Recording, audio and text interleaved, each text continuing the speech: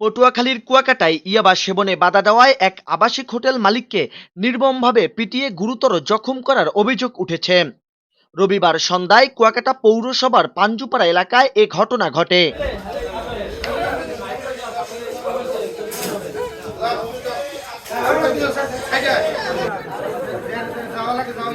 আহত ব্যক্তির নাম লোকমান মের্দা। তিনি হোটেল কুয়াকাটা প্যালেজের মালিক। স্থানীয় সূত্রে জানা গেছে, রাখাইন মহিলা মার্কেটের ঝিনুক ব্যবসায়ী মোহাম্মদ রাসেল খান ও মিরাজ নামে দুই ব্যক্তি তার হোটেলে নিয়মিত ইয়াবা সেবন করতেন। এতে বাধা দেওয়ায় তারা লোকমান মের্দার উপর হামলা চালায় বলে অভিযোগ করেছে আহতকারীর পরিবার। ওরা মারছে আমার বাইরে প্রত্যেকদিন গাঁজা খাই যায় ইয়েবা খাই যায়। এবার আব্বাই কইছে তুই প্রত্যেকদিন এই না তোর কি হোটেলে নাই, তুই প্রত্যেকদিন গাঁজা খাইতে ইয়েবা খাইতে রোজার রমজানের মাসে। এবার কয় তোরে বুঝাই দেবো, তোর দেখাই দেবো, এই কয়টাই এবার আইছে।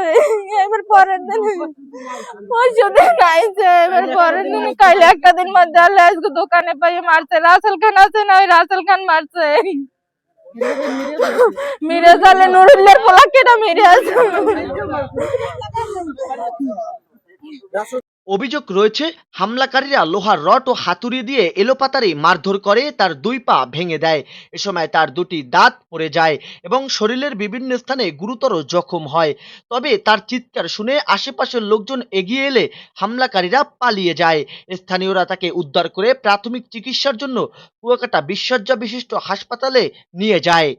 না ও ফেরে না হেইতে আজগো হেডা কই সাইডা আজগো মারছে উস্তাদি যেমন ঘোড়া ঈদ ওই বড় মোটা শিখ দিয়ে তার হেপার গুতইছে দোনোটা ঠ্যাং পিড়ে ভেঙে লাইছে, সিসিবিস চালাইছে আর দুইটা দাঁত পড়ে গেছে।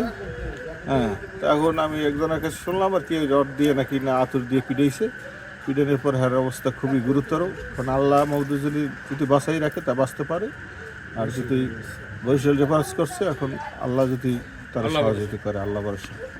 কর্তব্যরত চিকিৎসক জানায়, সন্ধ্যা 7:30টার দিকে গুরুতর আহত অবস্থায় তাকে হাসপাতালে আনা হয়। প্রাথমিক চিকিৎসা শেষে অবস্থা অবনতি হওয়ায় তাকে বরিশাল শেরেবাংলা মেডিকেল কলেজ হাসপাতালে রেফার করা হয়েছে।